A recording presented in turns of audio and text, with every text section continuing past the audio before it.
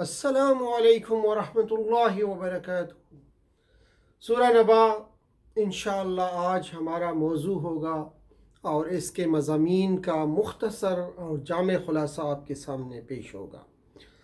اعوذ باللہ من الشیطان الرجیم، بسم اللہ الرحمن الرحیم۔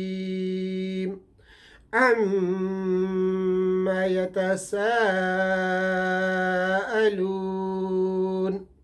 عن النبأ العظيم الذي هم فيه مختلفون كلا سيعلمون ثم كلا سيعلمون ألم نجعل الأرض مهادا والجبال أوتادا وخلقناكم أزواجا وجعلنا نومكم سباتا صدق اللہ العظیم۔ رب اشرح لی صدری ویسر لی امری واحلل عقدۃ من لسانی یفقہوا قولی۔ اللہم ارنا الحق حقا وارزقنا اتباعہ وارنا الباطل باطلا وارزقنا اجتنابہ، آمین یا رب العالمین۔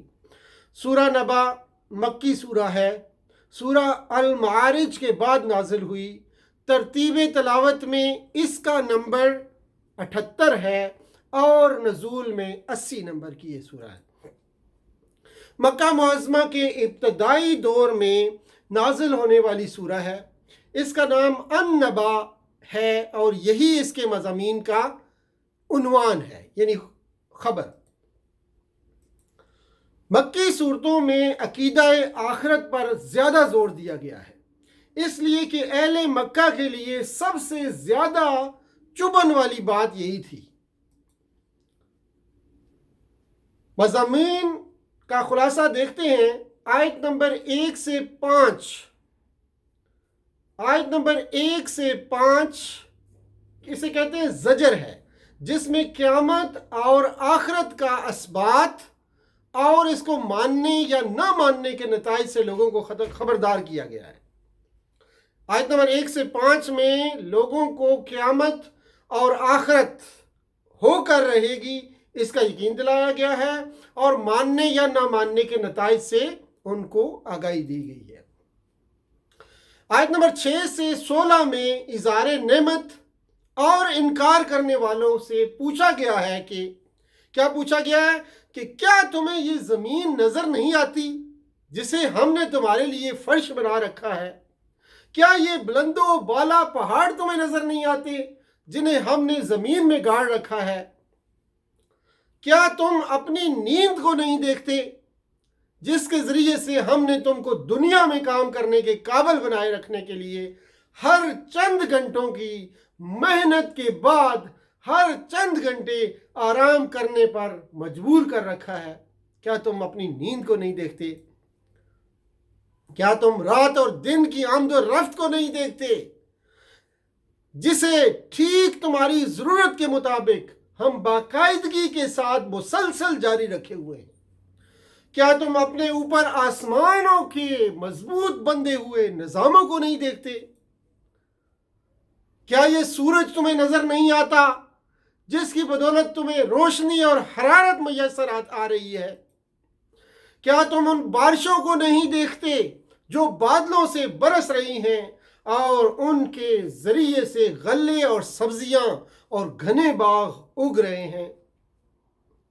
یا ساری چیزیں کیا تمہیں یہی بتا رہی ہیں کہ جس قادر مطلق نے ان کو پیدا کیا ہے اس کی قدرت قیامت لانے اور آخرت برپا کرنے سے عاجز ہے؟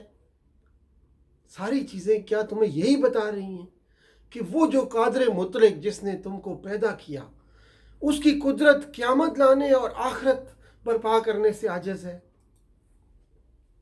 اور اس پورے کارخانے میں جو کمال درجے کی حکمت و دانائی صریحاً کار فرما ہے، کیا اس کو دیکھتے ہوئے تمہاری سمجھ میں یہی آتا ہے کہ اس کارخانے کا ایک جز اور ایک ایک فعل تو بامقصد ہے، مگر بجائے خود تمہارا پورا کارخانہ بے مقصد ہے۔ آخر اس سے زیادہ لغو اور بے معنی بات کیا ہو سکتی ہے کہ اس کارخانے میں انسان کو فورمین بنا کر اسے یہاں بڑے وسیع اختیارات تو دے دیے جائیں، مگر جب وہ اپنا کام پورا کر کے یہاں سے رخصت ہو تو اسے یوں ہی چھوڑ دیا جائے، نہ کام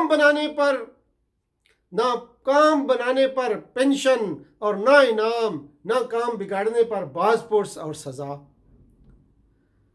مگر جب وہ اپنا کام پورا کر کے یہاں سے رخصت ہو تو اسے یوں ہی چھوڑ دیا جائے، نہ کام بنانے پر اس کو کوئی انعام و اکرام دیے جائے اور نہ کام بگاڑنے پر اس سے کوئی باز پرس کی جائے۔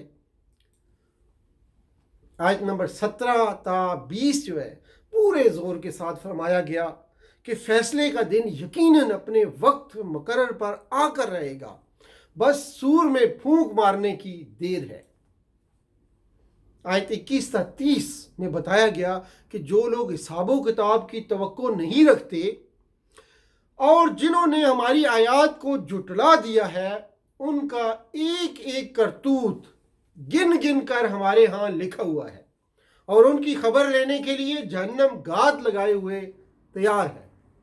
یعنی جو لوگ حساب و کتاب کی توقع نہیں رکھتے اور جنہوں نے ہماری آیات کو جھٹلا دیا، ان کا ایک ایک کرتوت، ایک ایک ان کا عمل گن گن کر ہمارے ہاں لکھا ہوا ہے اور ان کی خبر لینے کے لیے جہنم ان کے لیے تیار بیٹھی ہے۔ آیت نمبر 31 تا 36 ان لوگوں کی بہترین جزا بتائی گئی ہے جنہوں نے اپنے آپ کو ذمہ دار اور جواب دہ سمجھ کر دنیا میں اپنی آخرت کی پہلی ہی فکر کر لی۔ یعنی آیت نمبر 31 سے 36 ان لوگوں کی بہترین جزا بتائی گئی ہے، بہترین انعامات بتائے گئے ہیں جنہوں نے اپنے آپ کو ذمہ دار اور جواب دہ سمجھ کر دنیا میں آخرت کی پہلے ہی فکر کر لی۔ آخر میں اللہ کی عدالت کا نقشہ کھینچا گیا ہے کہ وہاں کسی کے اڑ کر بیٹھ جانے اور اپنے متوسلین کو بخشوا کر چھوڑنے کا سوال ہی پیدا نہیں ہوتا، کوئی بلا اجازت زبان بھی نہیں کھول سکتا۔ تو فرمایا اما يتساءلون عن النبأ العظیم، صدق اللہ العظیم، الى الآخر السورہ، وصلی اللہ تعالی علی خیر خلقہ محمد وعلى آلہ واصحابہ اجمعین برحمتک یا ارحم الراحمین، والسلام علیکم ورحمۃ اللہ وبرکاتہ۔